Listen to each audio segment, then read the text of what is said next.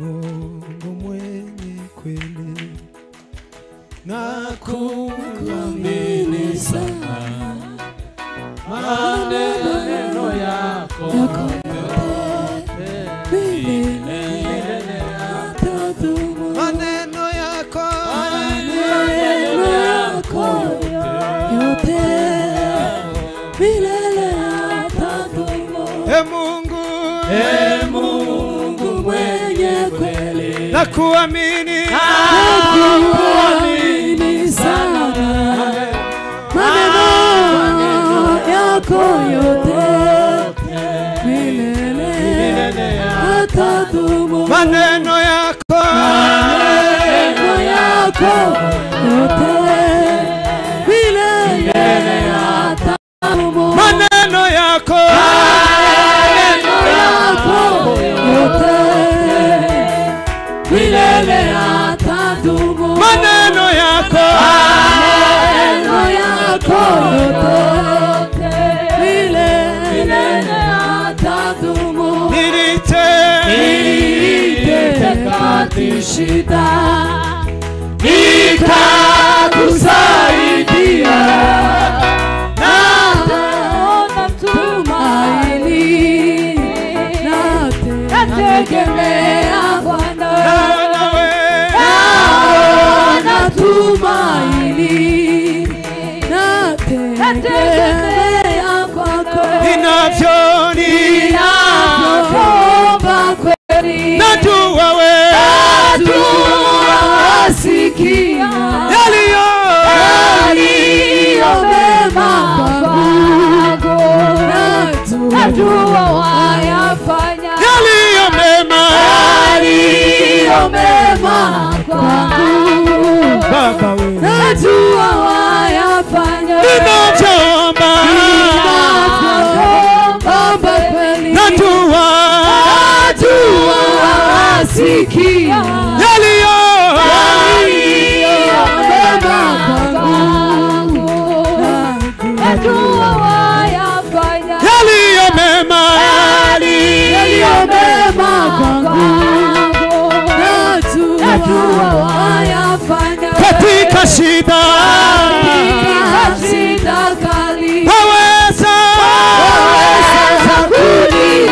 wanichukua na masumbuko yangu, wanichukua na masumbuko yangu, wanichukua Baba, na masumbuko yangu, wanichukua na masumbuko yangu, wanichukua Baba, na masumbuko yangu.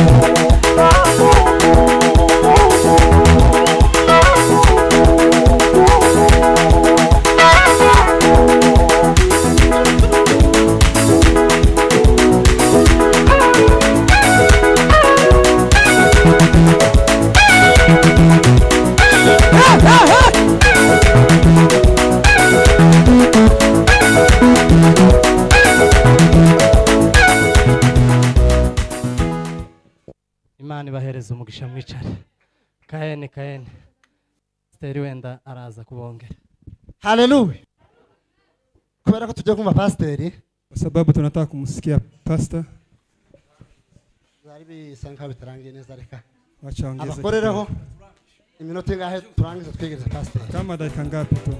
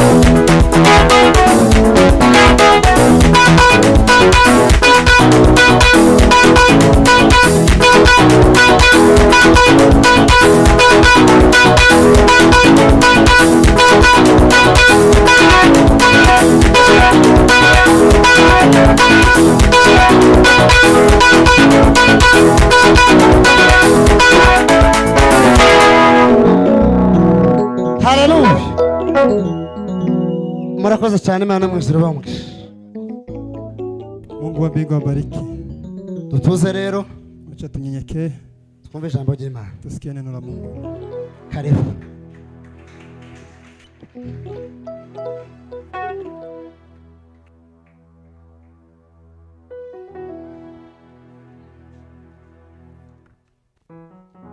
Bwana Yesu asifiwe.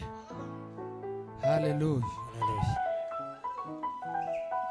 Turashima Imana kubw'uyu mugoroba mwiza. Mshukuru Mungu kwa jioni njema hii. Imana itanze kugira ngo tube imbere yayo. Ili Mungu ametupea ili tuwe mbele zake. Nanje nongeye kubakira. Nami nawakaribisha mara tena. Imana ibahe umugisha. Mungu awabariki. Abari hano ndetse n'abatari hano. Wale walioko hapa na wale hawako hapa. Kenshi hari igihe tubibagirwa. Mara nyingi wanga tunawasahau. Ariko nabo nibegere mu materaniro. Lakini na wao pia wakaribia ibadani. Ariko ko muranyumva neza. Lakini mnanishikia vizuri. Jewe simpano mva neza. Ariko jewe ni mwebwe nkeneye ko mwumva. Ya Rumenge nagaruke hano. Rumenge arudi hapa. Hari umuntu uheruka kumbaza ngo ntaheruka kumubona hano kuri stage. Kuna mtu ambaye amesema siku nyingi bila kumuona hapa kwa stage. None ndamubwira ati buriya ni uzutuma nawe hayibona uwo ntabari hano. Yeye ndiye anafanya uone hata yeye hayuko hapa. Ko iwaba hashaka uko bariya nabo batubona. Yeye anatafuta vile watu hao watuone. Akazambaza ngo se yagiye he? Akaniuliza je ameenda wapi? Taba hejuru abaha reba abantu. Yeye anaangalia ibada. None rero kubw'impamvu z'uwo muntu sinzi niba ari ku murongo cyangwa atauriho. Kwa sababu za mtu huyo sijui kama uko online. Iba mucurangire gatoya wampigie kidogo alafu tuze gukomeza babone ko akibahana. Wamuone ya kuwa bado yuko hapa. Bwana asifiwe. Amen. Kubera ko pasteri nariko shaka ko kubimubwira ariko ndatinya. Kwa nataka kumwambia lakini nikaogopa.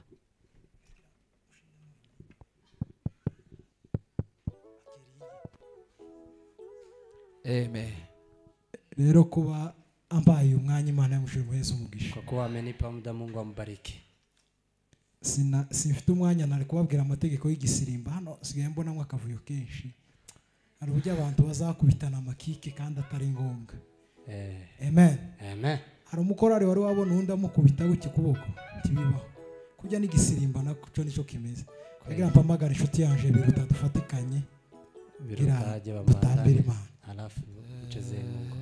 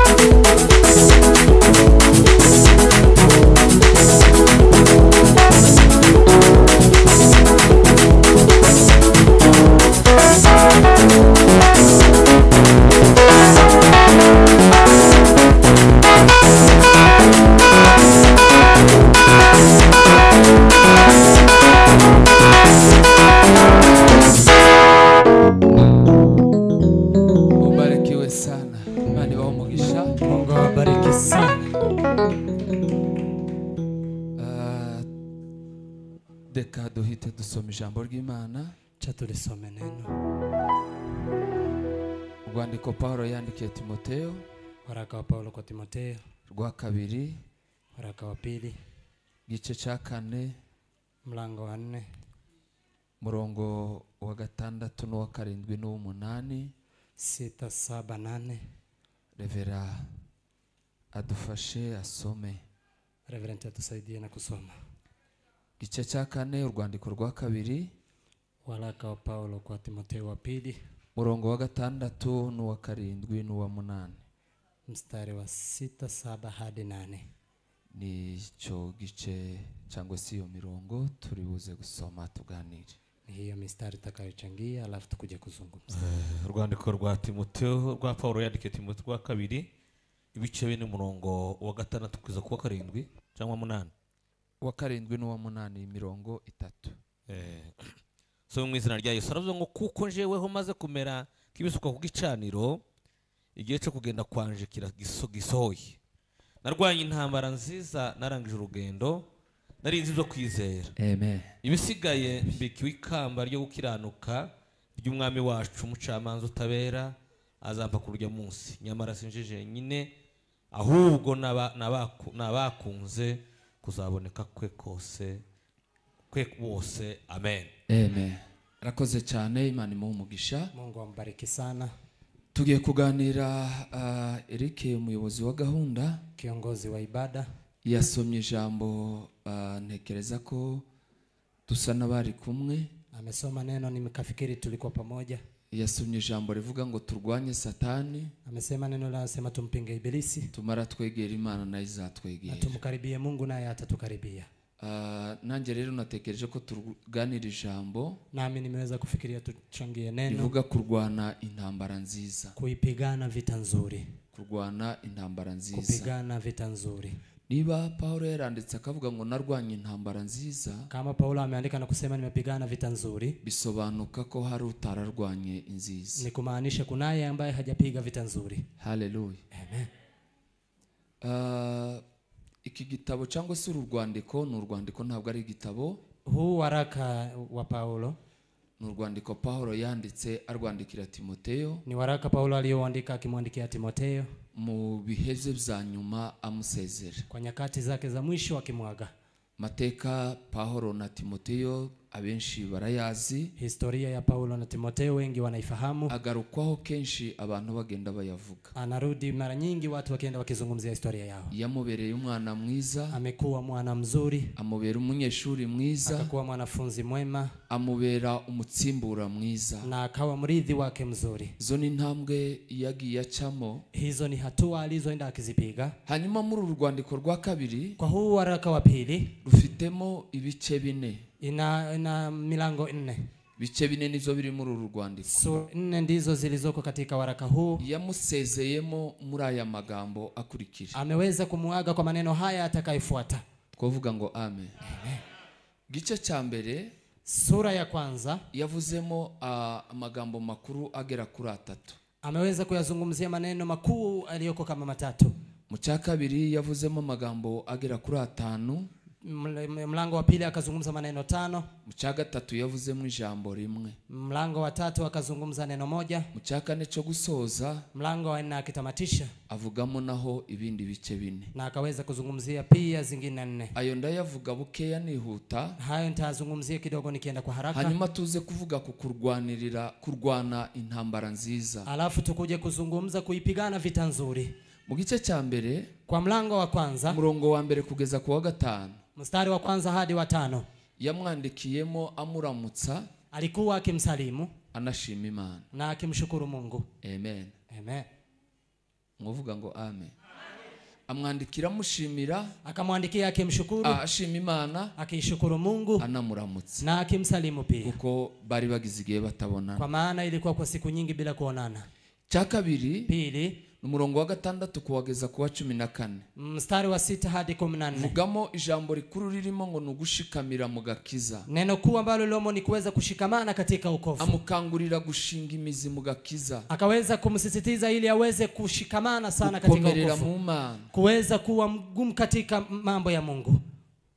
kubishikamamo kubiremamo kuweza kuwa na misingi katika neno la Mungu. Niyo yamubwiye gusesa impano y'Imana imurimo. Ndiye akamwambia kuweza kuidhihirisha kalama ya Mungu iliyoko ndani yake. Gice gisoza iyo sura ile ambacho inatamatisha sura hiyo. Gice umurongo wa 15 kugeza ku wa 18. 15 hadi 18 mstari. Yamubwiyemo amakuru abiri atandukanye. Amemwambia historia mbili, habari mbili ambazo ni tofauti. Yamubwiye ngo abantu bamutereranye mu rugendo. Amemwambia watu waliomwachilia safarini. Abantu batamubereye umugisha.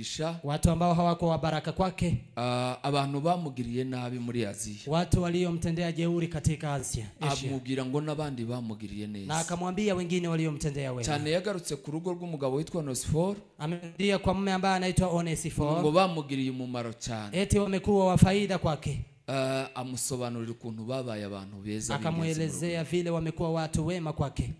Igeze gutarama ahantu umunsi umwe twari dutaramye. Nimewahi kukesha pahali tulikuwa kwa kesha. Mukozi w'Imana habwiriza ku nzandiko Paulo yandikiye itorero ry'i Korinto. Mtumishi wa Mungu akihubiri kwenye nyaraka Paulo aliandikia wa Korinto. Avuga uburyo ki basobanura ko ziriya hari izindi zatakaye.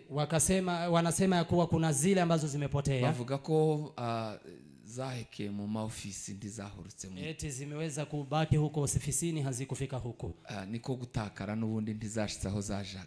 Hazikuweza kufika pahali zingeleka. No muvuga butumwa ari mabwiriza. Mubiri wakati alikuwa akihubiri. Aravuga ngo rero nawe nuzoza wandika urwandiko ngo ntirushike. Akasema nawe ukiandika waraka na usifike. Ngo nukazugira ikibazo ngo byamyeho kera kudashika kw'inzandiko. Usiwe na tatizo kwa sababu hai pia katika kuvuga ngo muri uru rugendo. Kwa wakati huu safari hii. Harimo abantu bagira nabi. Kuna watu ambao wanatenda vibaya. Harimo abantu babera abandi bisitaza. Kuna watu ambao ukuwa vikwazo kwa wengine. Zahozeho. Imekuweko. Kandi bizahoraho. Na itakuweko. Hariho nabandi bingira kamara. Na kuna wengine wa manufaa. Buriya mu bibazo abantu dufite. Kwa matatizo watu ambao tunao. Ihuye n'umuntu mubi. Ukiwa na mtu mubaya. Ahita yumva ko abantu bose ari babi. Unasikia kuwa kila mtu ni mbaya. Ariko ubuzima. Lakini maisha. Hari abantu beza n'abantu. Kuna watu wazuri na watu wabaya. Kandi Paulo kubera kuntu yakundaga Timotheo. Na Paulo kwa jinsi alikuwa akimpenda Paulo. Yamubwiraga n'abamugiriye nabi kugira ngo ejo atobayoberaho nabo bakamugirira. Alikuwa akimuelezea pia waliomtendea vibaya ili naye asipotee na kuwafikia. Mu gice cya kabiri. Kwa sura ya pili. Yamuhobwiye kuba umusirikare mwiza wa Kristo. Amemwambia kuwa mwanajeshi mzuri wa Yesu Kristo. Amubwira kuba umusirikare mwiza wa Kristo. Akamsisitiza ili awe askari mwema wa Kristo. Isura events ya mbere kugeza ku ya 7. Mstari wa kwanza hadi wa 7. Yavuzemo amagambo 3 muri ico gice cya mbere. Ameyazungumzia maneno 3. Yamubwiye kuba umusirikare mwiza wa Kristo. Amemwambia kuwa askari mwema wa Kristo. Amen.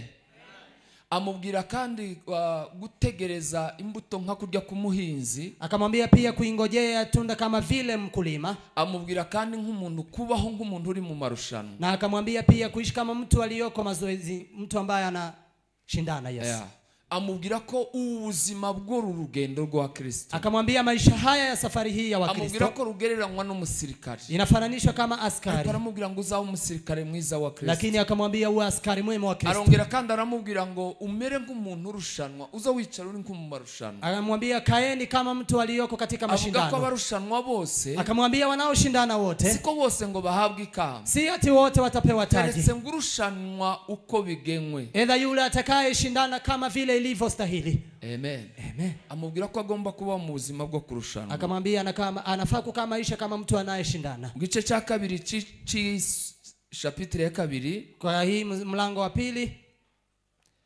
Gice cya kabiri akandi gapwe kacyo rero.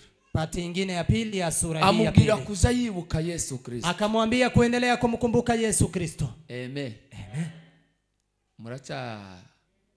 Amen. Amen. Aramubwira ngo mujye uzakora zose. Akamwambia kwa yale utakayoyafanya yote. Kuba umusirikare mwiza. Kuwa askari mwema. Kurushanwa mu marushanwa. Kwa mashindano. Kuba nk'umuhinzi utegereje imbuto kuzayisarura. Kuwa kama mkulima anayengojea mbegu. Aramubwira ngo izo zose uzakora. Akamwambia kwa yote utakayoyafanya. Kumenya ko abantu babi hakaba n'abeza. Jua kuna wazuri na pia wabaya. Ubwo buzima bwose. Hayo maisha yote. Uzabubemo. Uyakae. Nguja wibuka Yesu Kristo. Endelea kumkumbuka Yesu aliyetoka katika uzao wa Daudi. Tukibagirwa Yesu Kristo. Usiwahi kumsahau Yesu. Aho ni 14 kugeza kuri 18. Hapo ni 14 mpaka 18. 19 kugeza kuri 21. 19 hadi 21.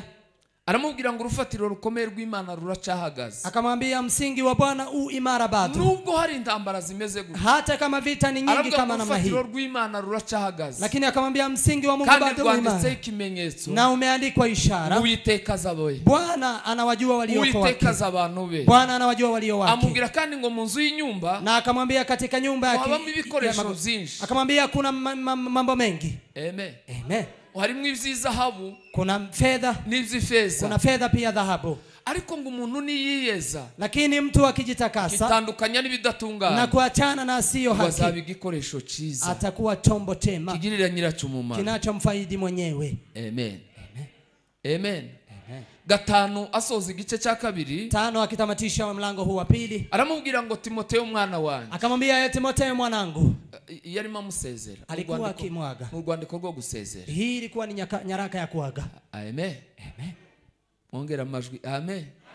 Aramubwira ngo uhunge irari rya gisore, akamwambia itorokeni tamaa ya ujana. Hunge irari rya gisore, toroka tamaa ya ujana. Agera mu gice cya 3, akafika mlango wa 3. Ageze mu gice cya 3, alipofika mlango wa 3, haleluya, amen, aravuga ngo umenye yuko mu gihe cy'imperuka, akamwambia jua ya kuwa siku za mwisho, ivyo byose uzabikore, hayo yote fanya, uziko mu bihe bya nyuma, ukijua ya kuwa wakati wa mwisho wazabaho ibihe birusha, utakuwa na nyakati zichache. Amubwira abantu bigiye cya nyuma ngo uko bazaba, akamwambia wakati wa mwisho vile watakaa, abantu ngo bazoba bikunda, akamwambia watu watakuwa wanajipenda, bakunda izahabu, ifeza, wakipenda fedha, bararikira, wakiwa watamaa, batumvira, bila kutii, indashima, wasio shukuru. Aramubwira ngo bazaba bafite ishusho yo kwera, akamwambia watakuwa na sura kama watakatifu, ariko bahakana imbaraga zao, bali wakikana nguvu zake. Aramubwira ngo abameze gutya, akamwambia walio kama hao, haleluya, haleluya, uzubatera umugongo, wewe weke mgongo, nukifatanye nabo, usiambatane na wao, nukegera abameze gutya, usiwakaribie walio kama hao. Abantu biki gihe, watu wa kisasa, Paulo nubundi yaranditse yandikira Abaroma, Paulo akawaandikia Warumi, arababwira ngo ntimwishushanye n'abiki gihe, akawaambia msijifananishe na watu wa saa hii. Abantu biki gihe baragoye cyane, watu wa saa hii wanasumbua sana, abantu biki gihe baravunye cyane, watu wa sasa wanasumbua zaidi. Ariko urebye neza ni babandi Paulo yavuze, lakini ukiangalia ni wale Paulo aliwazungumzia. Iki nico gihe turimo, huu ndio wakati tuliofikia. Ejo umukozi w'Imana twarimo tuganira, kuna mtumishi wa Mungu tulikuwa tukizungumza naye, tuvugana ngo ese birashoboka ko iki gihe ari cyo kigoye kurusha ibindi bihe byabayeho, tukajiuliza je, nyakati hizi ndizo ngumu kuliko zilizokuwa, kubera ko ari cyo cacu twe tubona ari cyo kigoye, tukakuja kupata ni nyakati yetu ndio maana tunaona inasumbua, lakini nyakati zisumbuazo zimewahi. Arwigeza bazaravuga ngo igihe cy'intumwa, kuna yeye amewahi kuuliza wakati wa mitume ya kuweza kukatwa vita, wese ko tuvuga ngo iki kiragoye, je, mbona tunasema wakati huu ni mgumu? Je, wakati huo ilikuwaje? Agera mu gice cha 4, akafika mlango wa 4. Amen. Amen. Aricho cyanyuma, ambayo ndio ya mwisho. Uso utangira iki gice cya 4, ukianza mlango huu wa 4, murongo wa mbere, mstari wa kwanza, yaramubwiye ngo ndagutongerera mu maso y'Imana, akasema na kuagiza mbele za Mungu, izabaza abantu bose ibyo bakoze, atakaye wahukumu walio wote hai. Ni fuhe yarimo muharya ubuzima, alikuwa anamkemea maishani. Aramubwira ngo Timotheo mwana wangu, akamwambia Timotheo mwanangu, ugira umwete wo kubwiriza, uwe na juhudi ya kuhubiri, ushire mu imbaraga zo kuvuga ubutumwa, uweze kuhubiri habari njema, kubera yuko mu gihe cya nyuma, kwa maana kwa wakati wa mwisho, kandi ngo ubikore mu gihe gikwiye n'igihe kidakwiye, na ufanye kwa wakati ufaao na wakati usiofaa. Arayavuze aravuga ngo abantu bico gihe cya nyuma, akasema wakati wa watu wa wakati huo baziziba amatwi ngo bekumva, watafunga masikio ili wasisikie. Amen. Kuko ngo bazigwiziriza inyigisho zihwanye n'irari ryabo, kwa maana watazileta mafunzo yatakayoambatana na tamaa zao, bazakenera bigisha ngo bajanye n'irari ryabo, watawataka walimu watakaoambatana na tamaa zao. Ariko wewe ho mwana wangu, lakini wewe mwanangu, mu gihe gikwiriye n'igihe kidakwiriye, kwa wakati unaofaa na wakati usiofaa. Ushize nari ndimo nkurikirana umuvuga butumwa, nilikuwa namfuatilia mhubiri. Amen. Amen. Yari mabwiriza, alikuwa akihubiri, ashima Imana ngo kubera ko itorero ngo rigifite uburenganzira bwo kubwiriza bavuze icyaha.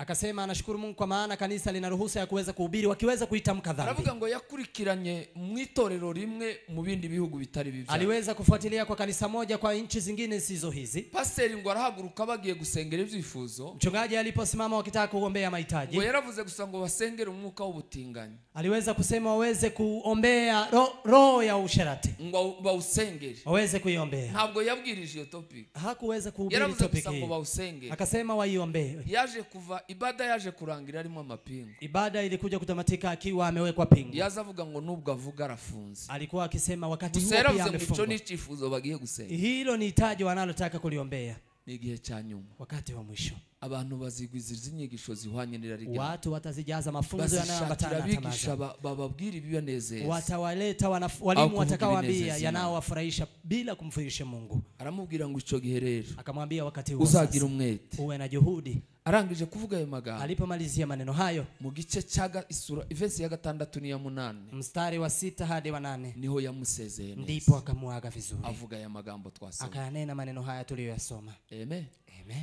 Aravuga ngo ibisigaye. Akasema kwa maana nyuma yayo makuru nkubwiye. Baada ya habari nilizokuambia. Nyuma y'ubuzima twabayeho. Baada ya maisha tuliyoishi na wewe. Maze kubera nk'ibisukwa ku gicaniro. Mimi nimekaa kama vile dhabihu. Igihe cyo kugenda kwanje kirasohoye. Wakati wa kuondoka kwangu umewasili. Aravuga rero ngo narwanye intambara nziza. Akasema nimeipigana vita nzuri. Narwanye intambara nziza. Nimeipigana vita nzuri. Naziganyuzo kwizera. Nimeweza kushikamanisha yaliyo bisigaye mbikiwe ikamba. Nimewekewa taji. Y'umucamanza zamba utabera kuri wa Mungu. Yule mhukumu atakayonipa siku hiyo ya mwisho.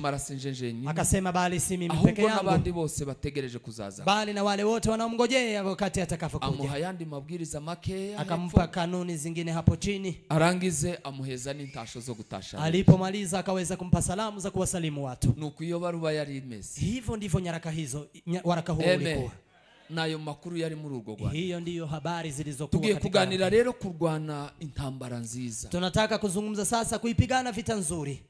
Ndavuga amagambo agera kuri 4 gusa. Itaweza kuyazungumzia maneno kama 4. Yadufasha ambayo anaweza akatusaidia kurwana intambara nziza. Kuweza kuipigana vita nzuri. Amen.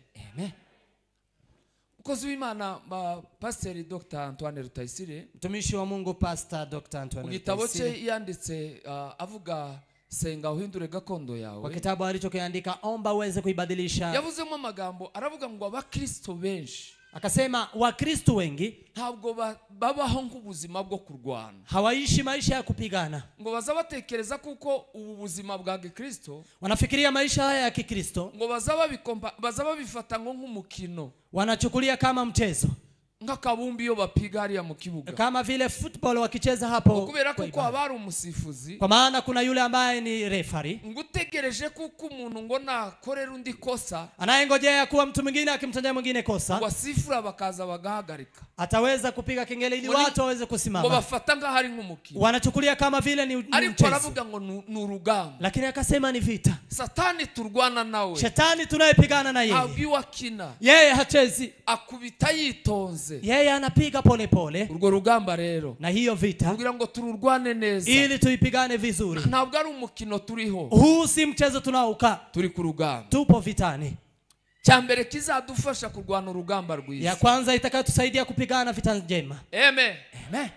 Cyambere cyagufasha kugira ngo umurwanyi mwiza. Ya kwanza itakayokusaidia ile mpiganaji mzuri.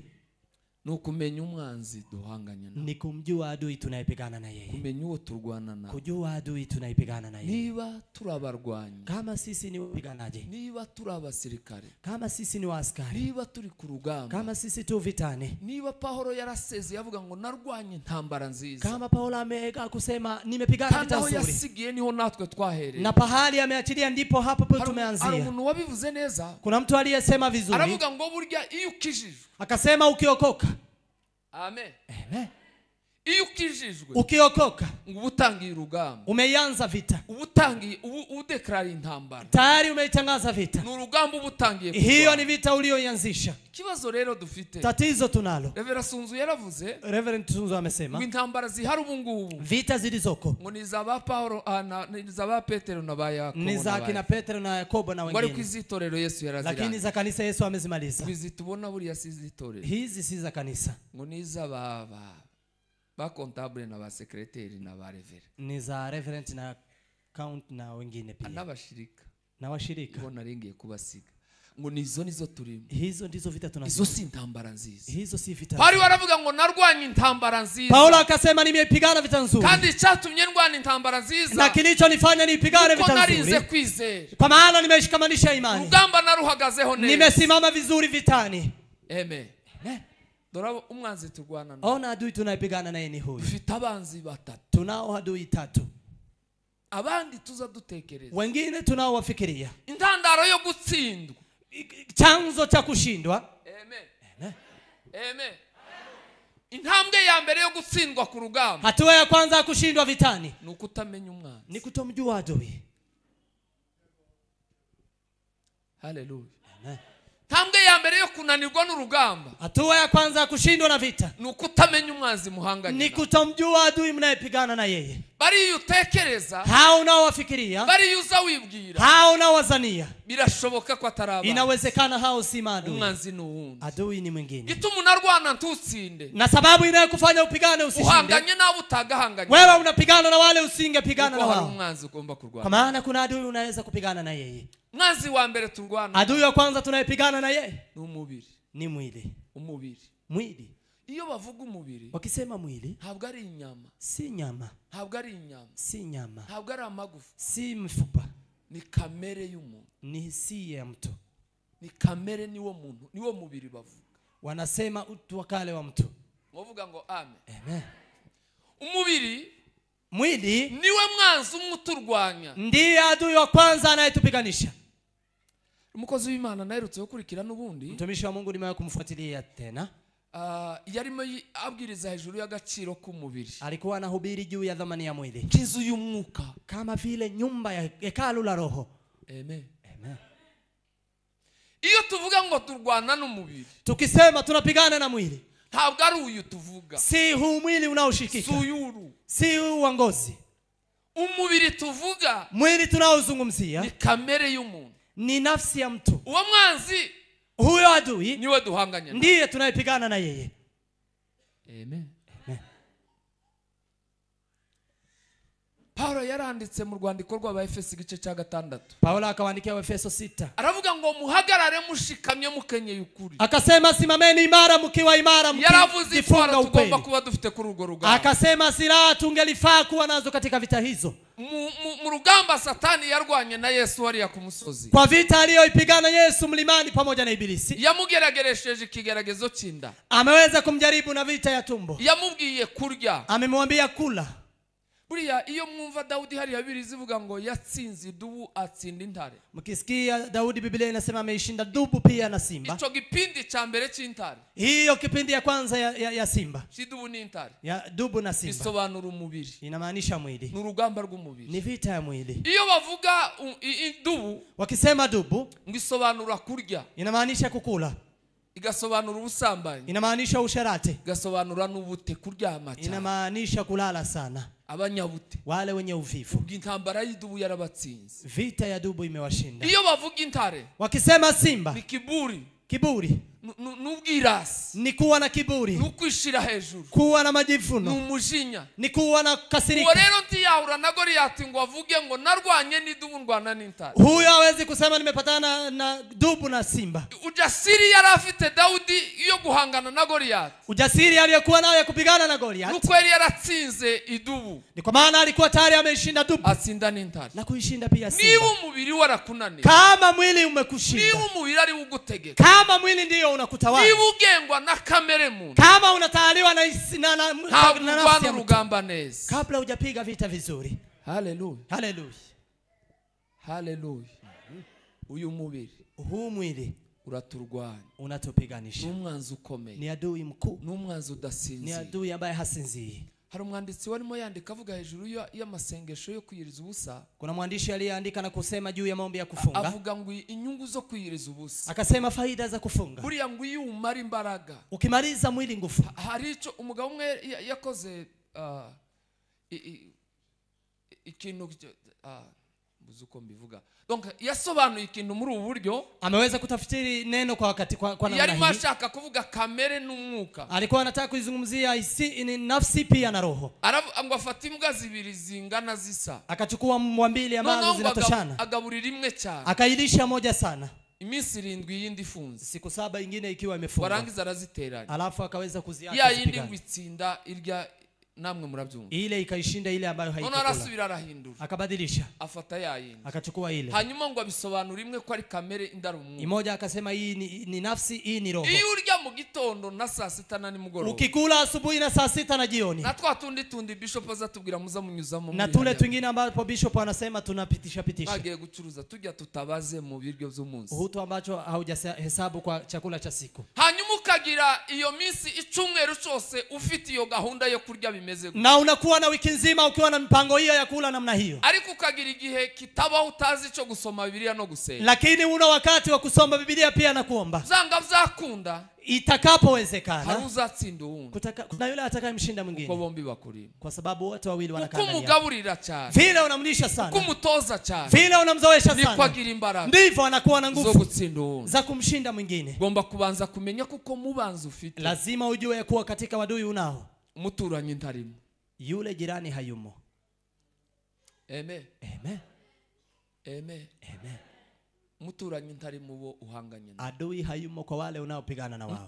umuturanyi ntarimo Jirani hayumo kati ya wale unaopigana na wao. umuturanyi ntari muri Jirani hayumo kati ya wale unaopigana muvandimwe nao. ntarimo Ndugu hayupo. uwa mbere Wa kwanza ni wewe wewe. uwa kabiri Wa pili ni satani ni ibilisi. satani rero Ibilisi nasomye neza sinzi iyi version y'uyu wacu wasobanura hano sijui kama version hii hariya umuhagarikizi yasomye pale msimamizi amesoma.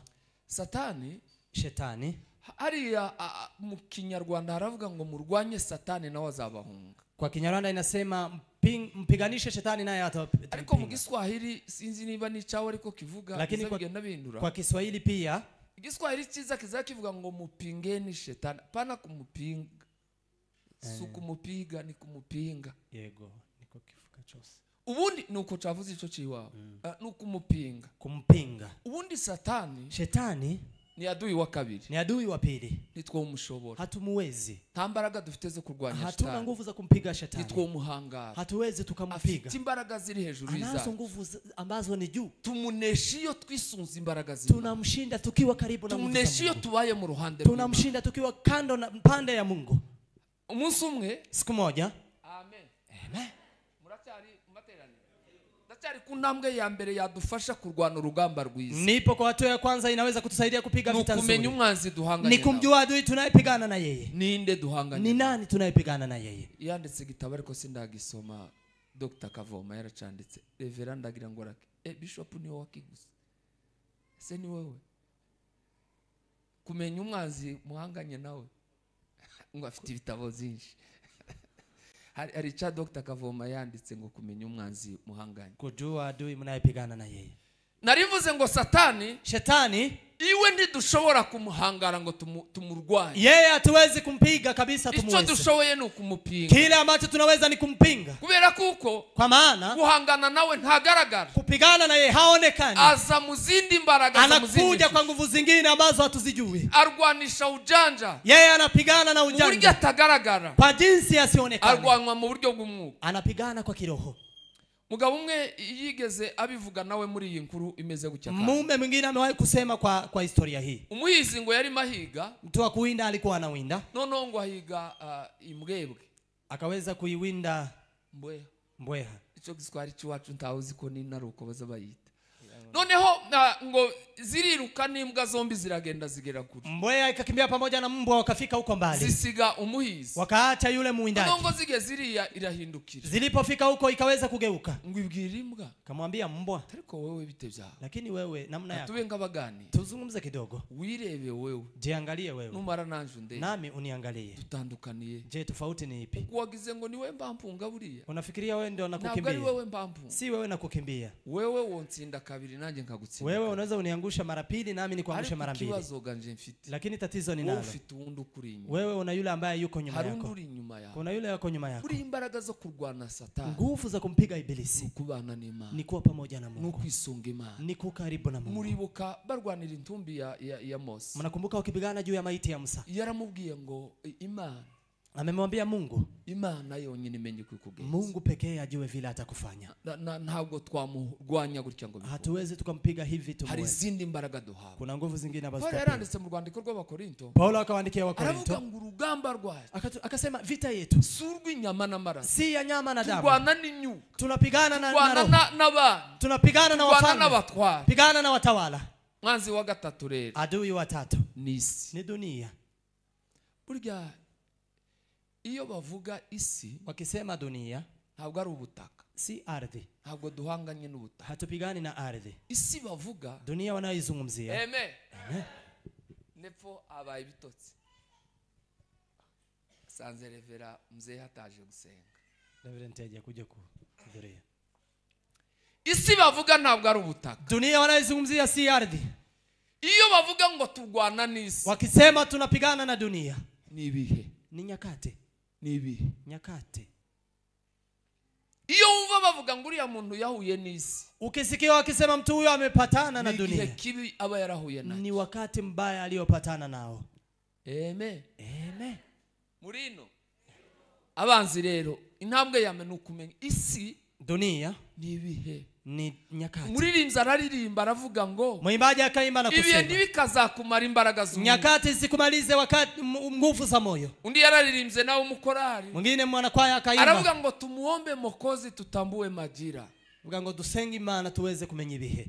Kutamenya igihe dukoreramo. Kutoitambua majira. Kutamenya igihe tuwadukoreramo. Kutojua wakati tunaotumikia. Ni intandaro yo gutsindwa. Hiyo ni sababu ya kushindwa. Kutamenya igihe duhagazemo. Kutojua nyakati tunazosimama. Buriya hari amasengesho umuntu ategera abantu barimo basenga. Kuna maombi mmoja unasikia watu wakiomba. Amen. Amen. Tudashobora kumvikanaho. Hatuwezi tukaelewana. Iyo dusenga n'ubugome reka mvuge gutyo. Tukiomba na uasi. Iyo usenga uvuga ngo Imana yica umuntu. Ukiomba na kusema Mungu amuue mtu. Iyo usenga hari uvuga ngo Imana imukura imbere yawe. Ukiomba na kusema Mungu amuondoe mtu mbele yako. Tukifashisha nibice bimwe zo muri Biblia. Hata tunaweza kuweka neno la Mungu hapo. Sengesho si igikigi. Hilo ombi si la kisasa. Kutamenya ibihe turi. Ni kutojua nyakati tulizomo. Nimba Elia yaramanuye umuriro ugatwika abantu. Kama Elia ameshusha moto na ukawachoma watu. Mwibuka ko Yesu yaje. Unakumbuka Yesu amekuja? Amen. Amen. Amen. Amen. Yesu yaragiye umunsi umwe nabigisha. Yesu alikuwa pamoja na wanafunzi siku moja. Bageze mu mudugudu. Alipofika kijijini. Banga kumwakira. Wakakataa kumpokea. Abigishwa be kubera ko baza makuru yo kwa Elisa. Wanafunzi kwa sababu walikuwa wanajua historia ya Elia. Aramubwira ati data. Wakamwambia Bwana. Aba bantu badupinze. Hawa watu waliotupinga. Akindi kibakwiye. Hakuna kingine kinaowafaa. Hamagara umuriro batwike. Ita moto uweze kuwachoma. Kutamenya igihe bakorera. Kutojua nyakati ambazo wanazitumikia. Ntabwo turi mu gihe cyo gutwika. Hatupo kwa nyakati za kuchomana. Si igihe cyacu. Si nyakati zetu. Mwanzi wa gatatu dufite nini? Adui wa tatu tunaye ni nani? Iyo utakimenye. Usipojua urwana urugamba nawe. Unapigana vita mbaya. Amen. Amen. Kimwe cyadufasha mu kumenya kurwana urugamba rwiza. Mmoja ambayo inaweza kutusaidia kupigana vita nzuri. Izadufasha kurwana intambara nziza. Saka tusaidia kupigana vita nzuri. Nukumenya umwanzi. Ni kujua adui. Muri makabanze dufite nabo kuri batatu. Wa adui tunao ni hawa watatu. Menya guhangana nabo. Jua unaipigana nao bari yabandi. Na wengine. Birashoboka ko ataribo. Inawezekana si wao. Uzuvuga ngo nabo sibo. Useme nao si hao. Amen. Amen. Chakabiri kizadufasha kurwana urugamba rwiza. Ya pili itakayotusaidia kupigana vita nzuri. Ni ute. Mwarambiwe. Mechoka. Ndacafite umwanya utari muremure cyane. Na muda ambaye si mrefu sana. Gitabo cha Yoshua igice cya 6 umurongo wa 2. Yoshua 6 mstari wa 2. Chakabiri kizadufasha kurwana intambara nziza. Ya pili itakayotusaidia kupigana vita nzuri. Nukuba hari ikimana yayivuzeho. Ni kuwa kuna kile Mungu amezungumza. Nukugira ico wayivuganyeho n'Imana. Kuwa na kile ambacho umezungumza na Mungu. Urugamba kugira ngo ruzakorohe. Ili vita iwe rahisi. Gira ico uruvuganaho n'Imana. Uwe na kile ambacho umekizungumza na Mungu. Aya makuru dusomye. Habari hizi tumezizungumzia. Na umukozi w'Imana Yoshua. Na mtumishi wa Mungu Yoshua. Ageze kuri Yeriko. Alipofika Yeriko. Urugamba rumukomera. Vita ilipokuwa imechacha. Vita ikiwa mbele zake. Yabajije Imana ngo se mbigenze. Amemuuliza Mungu nifanyeje? Hii ntambara ndayitwara mu. Hii vita nitafanyaje? Hii ntambara ndayihagarara mu. Hii vita nitasimamaje? Kimwe gituma abantu benshi benshi batsinda urugamba kinachowafanya watu wengi washindwe vitani nukwishora mu ntambara ni kujiweka vitani nukwinjira mu rugamba ni kujiweka kwenye vita adafite imana yaruvuze bila kuwa na kile Mungu atabajije imana uko bila rwinjira kumuuliza Mungu atabajije imana uko rurwa bila kumwambia Mungu atabajije imana uko rguhagarara bila kumwambia vile atasimama Mungu urugamba rwari rukomeye cyane vita ikiwa imechacha ntambara yari muri imbere iremereye cyane vita ikiwa mbele zake ikiwa chacha sana abazima akamuuliza Mungu imana iramubwira ngo Mungu akamwambia Yeriko yubatse bimeze gute Yeriko iliyojengwa namna hii nimugende muzenguruke nenda mkazunguke mzunguke uza muzenguruka mutahe mzunguke mrudi nyumbani batamzi baje imbere wale kuhani waende mbele zenguruke mutahe zungukeni mrudi musi nyuma wa karindwi siku ya 7 muzavuza karuru pigeni nduru ubundi mengine amen ikibazo dufite tatizo tunalo mukristo ngo yageze mu nzira ye mu rugamba rwe mkristo alipofika vitani mwake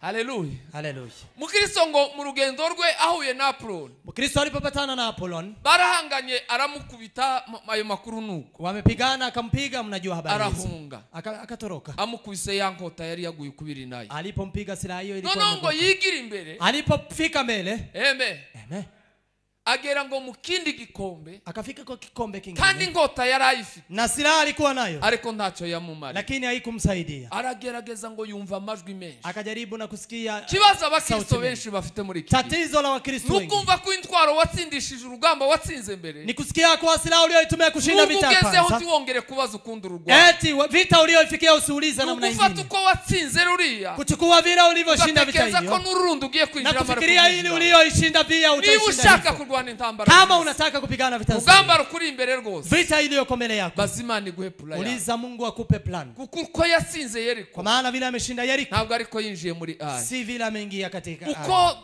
mukristo yatsinze Apoloni vile mkristo amemshinda Apoloni ntabwo muri kiriya gikombe ariko yarwa si hivyo amepigana katika gikombe hilo gusenga ku buryo amekuja kukumbuka kuomba kwa namna yote ayo majwi ngo yaramwongoreye ngo aruhe agera avuga ngo none yatutse Imana hizo masauti zimemnongonozea akafikiria ameutusi Mungu guceceka kwa ngabo za Israeli bazenguruka kunyamanza kwa jeshi la Israeli wakizunguka hari impamvu zigera nko kuri 4 kulikuwa na sababu kama 4 havu yatumye ngo Imana ibaha plan yo guceceka sababu ile mfanya Mungu awape plan ya kunyamaza izo yari ibabwiye bitumvikana ni kwa maana aliyokuwa amemwambia haiwezekani kuzenguruka inkike zari zimeze kuri kuzunguka kuta zilizokuwa kama hivyo akaona ko nibavugana baraza gucana intege akaona wakiongea wataweza kukatana tamaa muzazenguruke akawaambia zungukeni mkiwa mnyamaza rwose ugezeho vita yote unayoifikia uzubazimane guhepo uliza Mungu akupe plan kuko inkike zari zikomeye kwa maana kuta zilikuwa kubwa icyakabiri pili ngo bari kuvuga wangeliongea kubera ko biri ravuga ngo mu magambo menshi ntiyazaburamwe ibicumuro kwa maana kwa maneno mengi hakuna bakagira ibicumuro kandi abari muri gahunda y'Imana iyo bacumuyira watu ambao wako kwa mpango wa Mungu wakiwa na makosa pia itaribika Imana bizabyicwa na kandoga mambo ya Mungu uharibiwa na jambo ndogo amen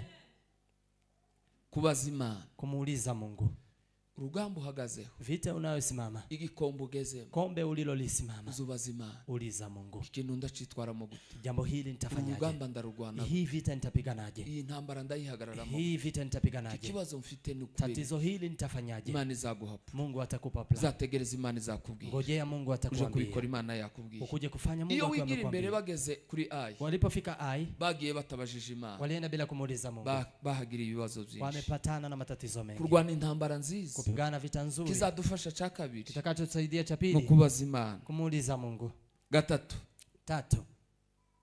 amen gitabo cy'abami ba kabiri falme wa pili gice cya 6 umurongo wa 17 6:17 nuguhumuka ndi maso ni kufumbuliwa macho ingine tukabona uko Imana ibona kuona vile Mungu anaona tukabona ivyo Imana ibona tuone vile Mungu anaona gusaba Imana ngo iduhumura amaso kuambia Mungu atufungue macho bizadufasha kurwana urugamba rwiza tatusaidia kupigana vita nzuri umukozi w'Imana mtumishi wa Mungu yari kumwe n'umukozi we Gehazi alikuwa na mtumishi wake Gehazi amen hashubije abantu nka batatu bandiko barandika amen noneho ngo abanzi baraza nijoro barabagota maadui wakaja wakawazingira Gehazi ngo yicuye mu gatondo Gehazi alipoamka asubuhi areze ngo abona babagose alipoangalia akaona wamezingirwa ngo agira ubwoba bwinshi cyane akaogopa zaidi Bibiri ijambo yavuze yaraze ngo biracitse databuja turashize. Akaweza kusema ole Bwana tunaangamia. Kandi koko harabanza. Na kweli kulikuwa na maadui. Kandi hari ababagozi. Na kulikuwa na wale walikuwa wamewazingira. Ariko umugozi w'Imana ngo avyutse. Lakini mtumishi wa Mungu alipoamuka. Abona ibirenze izo ahaya. Akaona zaidi ya yale alipoyaona Gehazi. Abona izindi mbaraga. Akaona nguvu zingine. Aravuga ngo man. Kasema Mungu, umuhumura amaso, mfungue macho kugira ngo abone ingabo zetu, ili aone jeshi linalotuzunguka. Gituma tunanirwa kurwana, sababu inatufanya tushinde vita. Gituma duhangana nabi, sababu tunapigana vibaya. Tureba abantu, tunaangalia watu, tureba ibibazo, tunaangalia matatizo, ariko reba izindi mbaraga ziri hejuru. Lakini angalia nguvu zingine zilizoko baada ya hizo. Bizagufasha kurwana urugamba, itakusaidia kupigana vita nzuri, bizagufasha kubu, itakusaidia kupigana. Umukama asabona imbaraga z'Imana, fumbuliwa macho anayoona nguvu. Irinde kubona imbaraga za Satani, wewe jilinde kuona nguvu za ibilisi. Ihumisha amaso abona ibibazo, wewe funga macho anayoona matatizo, Umiriza amaso abona ibizo gucika, funga macho anayoona yale ambayo ni ole. Aramubwira ngo Mana, akamwambia Mungu, dasengereye umuntu kugira ngo ahumo, ombea mtu huyu ile afungue macho. Akaona jeshi linalowafumbua zamagare na mafarasi, ambalo lilikuwa na masilaha yote zirenze za zindi, ambazo ni zaidi ya vita ya hao. Tugwana nabi, vita tunapigana vibaya, tureba abantu, kwa sababu tunaangalia watu, tubona abanyamubiri, tunaona wa mwili, tubona abo duhangana nabo, tunaona wale tunapigana na wao, ubona abantu nkabo, unaona watu kama wewe, ariko renza amaso ubona izindi mbaraga. Lakini pitisha macho uone nguvu zingine, kitakacho kusaidia. Ibibazo byose uzatezwa n'umuntu, matatizo yote utakayofanywa na mtu, uzabishire kuri shetani, bizakunda. Weka kwa shetani, itawezekana. Bizagufasha kumenya uko urwana, itakusaidia kupigana. Ariko nubona abantu uzahangana nabo, lakini ukiona watu utapigana kandi nao, uhanganye n'abantu utsinzwe urugamba, na ukipigana na watu umeshindwa vita, ntabwo ruba rukibaye rwiza, haiko vita nzuri, urwana nabi, utapigana vibaya. Undi Imana ibona duhanganye n'abantu, Mungu akiona tumepigana na watu, izayigirayo, Mungu anasonga. Ariko iyo wahishuriwe neza, lakini ukiwa umefunguliwa vizuri, iziba mu ruhande rwawe, ukifunuliwa vizuri, anakuwa pande yako. Dusoze tukitamatisha, amen, amen. Kindi kizadufasha kurwana urugamba rwiza, kitakacho tusaidia kupigana vita nzuri, nugushaka icubahiro c'Imana mu butsinzi utegereje ku rugamba, ni kutafuta heshima ya Mungu kwa ushindi utakayopata vitani. Urugamba uhanganye narwo, vita unayopigana nayo, intsinzi, ushindi, ugahangana utegereje intsinzi y'Imana. Wewe unapigana lakini ukingojea ushindi wa Mungu. Amen, amen. Timurabyumva? Hamjasikia? Donc urugamba ruri ukavuga ngo urutsi, ariko murumva n'insoma. Mtasikia igitabo cha Samueli wa mbere igice cha 17 umurongo wa 46.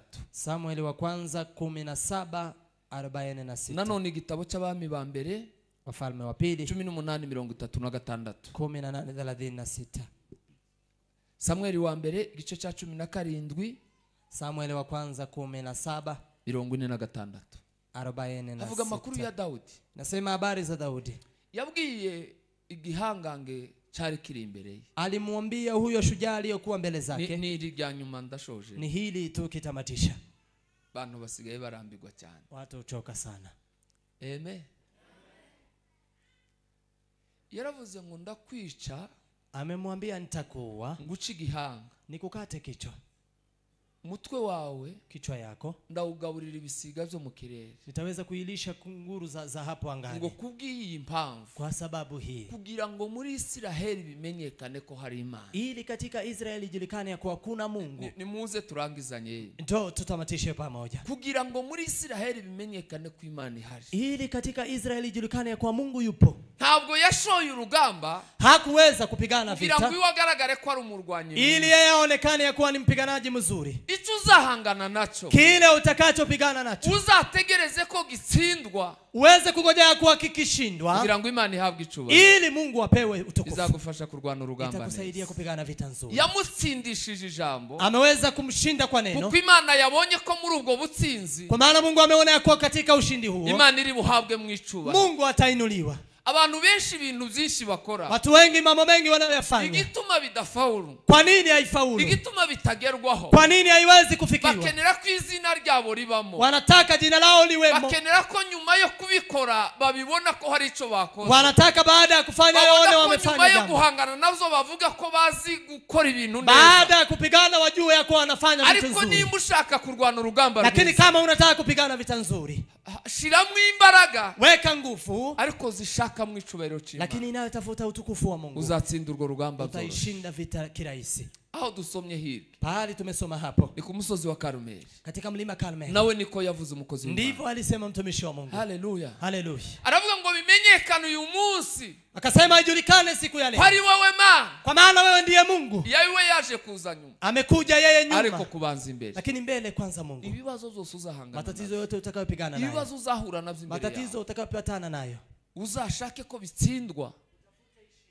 kugira ngo Imana ihabwe icubahiro.